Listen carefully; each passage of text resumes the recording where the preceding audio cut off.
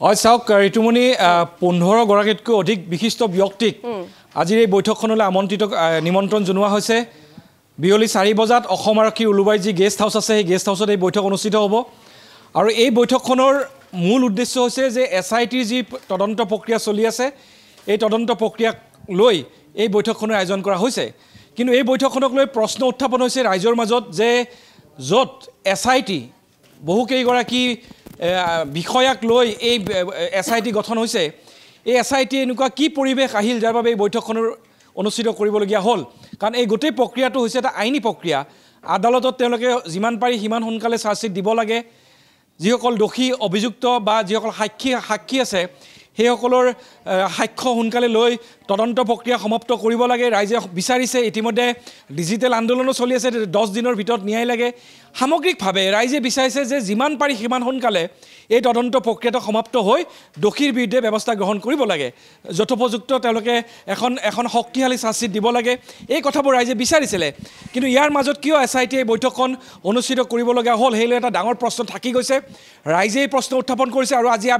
আজি বিয়লি 4 বজাত যেহেতু বৈঠকখন অনুষ্ঠিত হ'ব এই বৈঠকখন অনুষ্ঠিত হোৱাৰ পিছত আমি গম পাম যে ইয়াৰ কাৰণ কি আছিল এই কথা আমি পিছত স্পষ্ট হ'ম কিন্তু সামগ্ৰিকভাৱে যি নিমন্ত্ৰণ দিয়া হৈছিলে যিসকল ব্যক্তিক এই বৈঠকলৈ মতা হৈছে তেওঁলোকৰ সৈতে আমি কথা পাতিছিলোঁ তেওঁলোকে কৈছে যে এছআইটিৰ প্ৰক্ৰিয়াটোক লৈ এই বৈঠকখন আয়োজন কৰা হৈছে গতিকে সেই কথা স্পষ্ট যে জুবিন গাৰ্গৰ মৃত্যু সম্পৰ্কীয় যি তদন্ত প্ৰক্ৰিয়া সেই প্ৰক্ৰিয়াক লৈ বৈঠকখন অনুষ্ঠিত কৰা হৈছে আৰু ইতিমধ্যে শেহতীয়াভাৱে আমি পৰে পৰা দেখুৱাই আছোঁ যে কোনে যাব কোনে নাযাব কিয় যাব কিয় নাযাব যুক্তি ইতিমধ্যে সকলোৱে দিছে শেহতীয়াভাৱে আৰু দুগৰাকী ব্যক্তিৰ যুক্তি আমি ইতিমধ্যে লাভ কৰিছোঁ সেয়া এগৰাকী হৈছে আসাম টকছৰ এগৰাকী জ্যেষ্ঠ সাংবাদিক তেখেত হৈছে প্ৰাণজিৎ শইকীয়াই কৈছে যে আমি জুবিন গাৰ্গক ন্যায় দিয়াৰ পক্ষত আছোঁ আমি যি ধৰণে ন্যায় দিব লাগে ৰাইজে যি বিচাৰিছে সেই কথাবোৰ আমি আমাৰ চেনেলৰ জৰিয়তে আমি ব্যক্ত কৰি আছোঁ যিহেতু এই বৈঠকলৈ যোৱাৰ পিছত আমি বাতৰি কৰিব নোৱাৰিম কাৰণ তেওঁ সুধিছিলে যে যিগৰাকী ব্যক্তিয়ে তেওঁক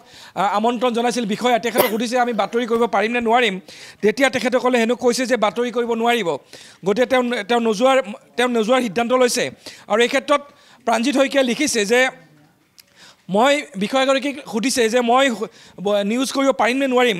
তেতিয়া তেখেতে হেনো কৈছে যে বৈঠকত আপোনালোকে কোৱা কথাখিনি কেমেৰাত আবদ্ধ কৰিব নোৱাৰিব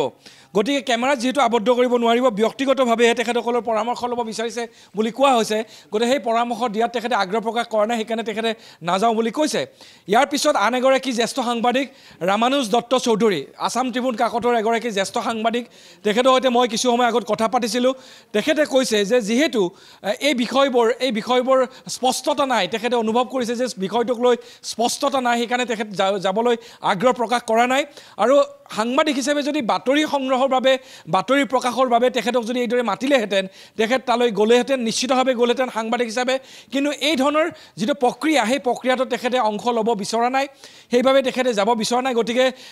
জ্যেষ্ঠ সাংবাদিক প্ৰাণজিৎ শইকীয়া আৰু ৰামানুজ দত্ত চৌধুৰীৰ যুক্তি একেটাই কিন্তু ইয়াৰ বিপৰীতে আন দুগৰাকী সাংবাদিক এগৰাকী হৈছে অতনু ভূঞাই কৈছে মই যাম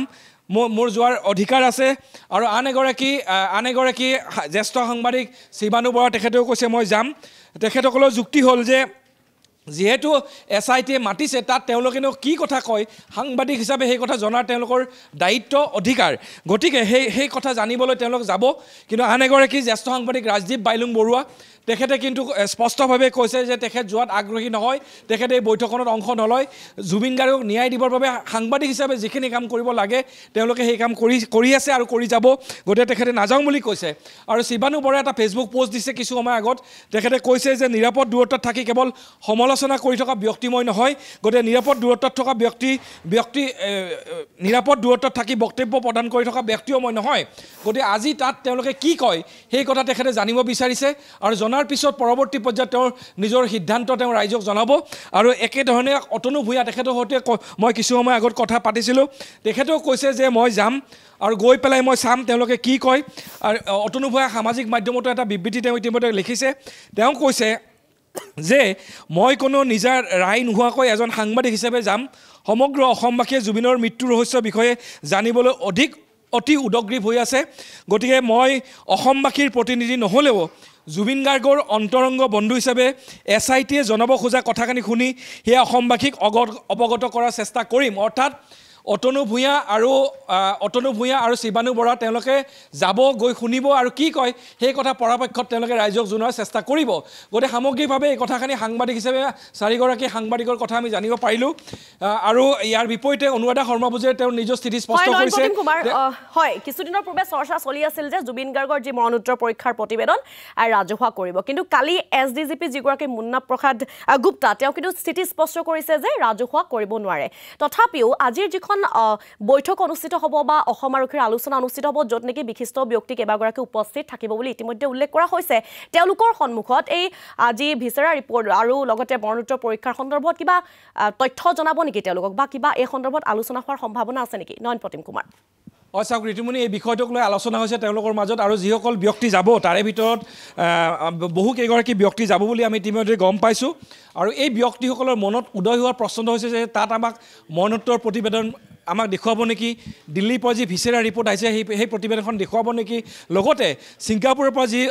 ভাৰ্চুৱেল অটপচি ৰিপৰ্ট আহিছে সেই ৰিপৰ্ট আমাক দেখুৱাব নেকি এই ধৰণৰ প্ৰশ্ন হৈছে কিছুমানে কিন্তু যদি দেখুৱাই মই আকৌ কৈছোঁ যদি দেখুৱাই কিছুমানে কিন্তু চাবলৈ সাজু হৈ আছে যিসকল যাব তাৰে ভিতৰত আমি কথা পাতিছোঁ আমি নামবোৰ উল্লেখ কৰিব বিচৰা নাই কিন্তু তেওঁলোকে কৈছে যে চোৱাত আপত্তি ক'ত যদি তেওঁলোকৰ দেখুৱাত আপত্তি নাই আমি চোৱাত আপত্তি ক'ত আৰু সেই চোৱাৰ পিছত তেওঁলোকে সেই কথা তাত কি লিখা আছে কথা ৰাইজক জনাবনে নজনায় বা SITয়ে জনাব দিবনে নিদিব সেয়া পিছৰ কথা কিন্তু যদি দেখুৱাই তেওঁলোকে চাবলৈ আগ্ৰহ প্ৰকাশ কৰিছে বা তেওঁলোকে চাব দুজনমান ব্যক্তিয়ে সেই কথা আমাক ইতিমধ্যে ব্যক্তিগতভাৱে জনাইছে কিন্তু দুজনমান ব্যক্তিয়ে বিশিষ্ট ব্যক্তিয়ে তেওঁলোকে কৈছে আমি কিন্তু যদি দেখুৱাব খোজে আমি কিন্তু নাচাওঁ এইকাৰণে নাচাওঁ যে সেয়া আমাৰ অধিকাৰ নাই সেয়া আচলতে আইনী বিষয় আদালতৰ বিষয় যদি কিবা আছে আদালতক জনাব লাগে গতিকে তেওঁলোকে এই যিখন প্ৰতিবেদন বা সেই সম্পৰ্কীয় কথা বাৰ্তাত তেওঁলোকে অংশ নলয় বা মতামত নিদিয়ে বা